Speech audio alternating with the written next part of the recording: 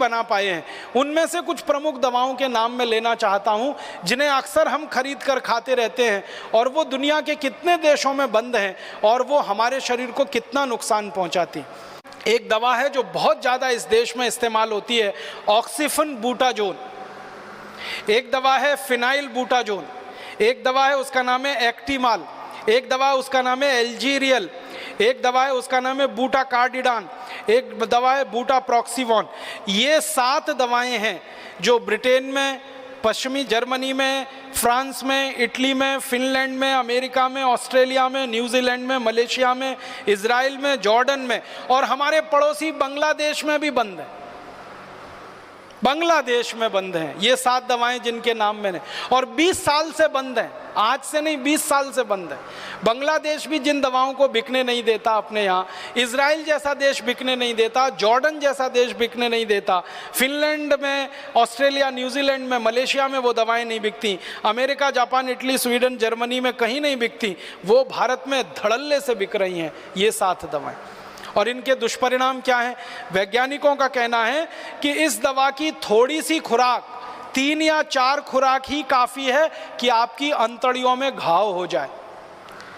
इन दवाओं को लेने से रक्त का कैंसर होने की पूरी संभावना होती है और अब तक हिंदुस्तान में 15,000 से ज़्यादा लोगों की मौत हो चुकी है इन दवाओं को खा के। लेकिन ये दवाएं धड़ल्ले से बिक रही हैं, विदेशी कंपनियों के नीचे बेची जा रही हैं। इसी तरह से मैं और बताता हूँ, एक दवा है इस देश में, उसका नाम है ऑक्सीपोज। एक दवा है उसका नाम है सुग्रिल।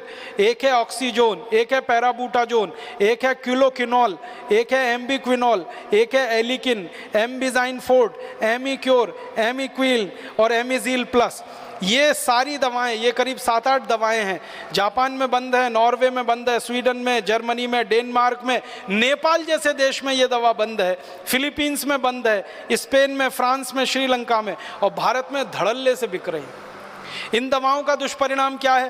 पैर में लकवा मार सकता है, शरीर में लकवा मार सकता है, आप अंधे हो सकते हैं, अंधे होने का खतरा बना रहता है और 10,000 से ज़्यादा लोग इन दवाओं को खाकर लंगड़े और अंधे हो चुके हैं, फिर भी धड़ल्ले से ये बिक रही। इसी तरह से एक दवा है एनल्जिन, आप खूब अच्छे से नाम सुनते हैं, एनल्जिन, फिर बैरालगन, फिर बूटाजोन, फिर वुस्कापान, फिर बूटालजिन, फिर फारजेसिक, फिर मालार्जिन, ऑक्सीपोज, सिनालजेसिक। ये दुनिया के 20 देशों में बंद हैं, भारत में धड़ल्ले से बिक रहे। इन दवाओं का क्या है कि जो श्वेत रक्त कणिकाएं हैं, इनके बनने की गति को ये दवाएं इतना धीमा कर देती हैं कि मरने की तैयारी हो जाती है आदमी की। मांसपेशियों की संरचना में भयंकर विकार उत्पन्न कर देती हैं और इसका व्यक्ति सेवन करके अंत में मर ही जाता है, मृत्यु को प्राप्त हो जाता है। लगभग 5,000 दवाएं हैं जो भारत में अनेक विदेशी कंपनियां धड़ल्ले से बेच रही हैं और इसका व्यापार करके हजारों करोड़ लूट रहे हैं। 1-2 नहीं, 70,000 करोड़ रुपए वो लूट रहे हैं। और महत्व की बात यह है कि हाथी कमीशन ने जो 117 दवाओं को जरूरी दवाएं बताया था, आवश्यक दवाएं बताया था, उनमें से कोई भी विदेशी कंपनी उत्पादन नहीं करती उनको।